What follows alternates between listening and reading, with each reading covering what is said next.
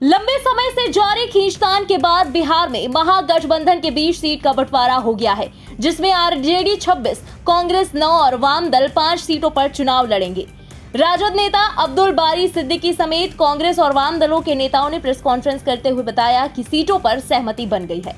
वाम दलों में भाकपा को 1 सीट बेगूसराय और माकपा को 1 सीट खगड़िया दिए जाने पर सहमति बनी है, जबकि भाकपा माले को 3 सीट नालंदा, आरा और काराकाट दी गई है।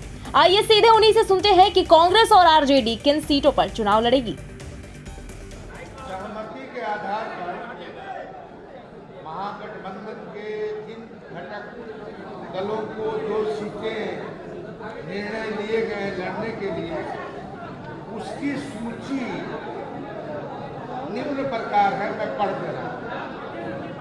CPM Khagaria, CPI Begusarai, CPI ML Arrah, Karakat, Nalanda, Indian National Congress assembly election assembly by election उनका था, या सिर्फ भी वो लड़ेंगे। Indian National Congress Kishanganj, Katihar, Bhagalpur, Muzaffarpur, Samastipur, West Champaran, Patna Sahib, Sasaram, Maharajganj. Rashtriya Janata दल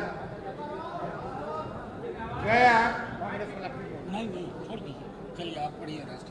राष्ट्रीय जनता दल गया, नवादा, जहानाबाद, औरंगाबाद, बक्सर, पाटलिपुत्रा, मुंगेर, जमुई, बांका, वाल्मीकि नगर, पूर्वी चंपारण, शिवहर, सीतामढ़ी, वैशाली, सारण, सीवान, गोपालगंज, उजियारपुर, दरभंगा, मधुबनी, झंझारपुर, सुपौल, मधेपुरा, पूर्णिया, अररिया, हाजीपुर।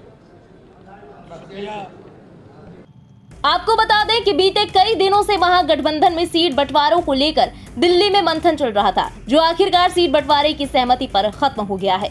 सबसे ज्यादा माथापच्ची गोपालगंज, वाल्मीकि नगर और शिवहर सीट को लेकर हुई थी। 2 दौर की बैठकों में कांग्रेस और राजद नेताओं के बीच चर्चा हुई। ये बैठक नई दिल्ली में कांग्रेस अध्यक्ष मल्लिकार्जुन खड़गे के आवास पर गुरुवार को हुई थी।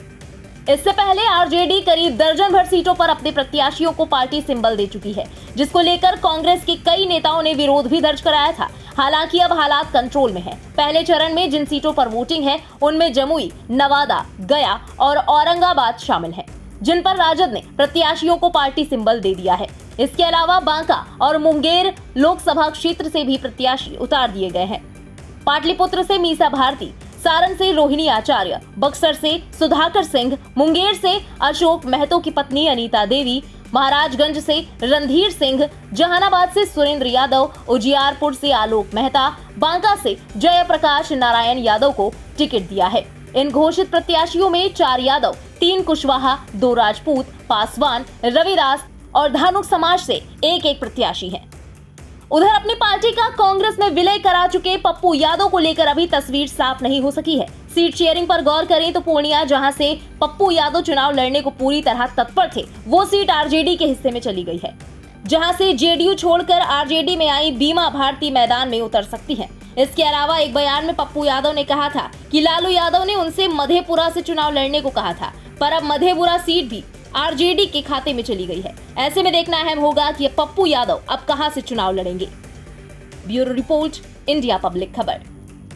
इसी के साथ इस खबर में अभी के लिए बस इतना ही। देश और दुनिया की तमाम बड़ी खबरों के अलावा लोकसभा चुनाव से जुड़ी तमाम लेटेस्ट अपडेट्स के लिए सब्सक्राइब करें इंडिया पब्लिक खबर के YouTube चैनल को और बेल आइकन दबाना बिल्कुल ना भूलें।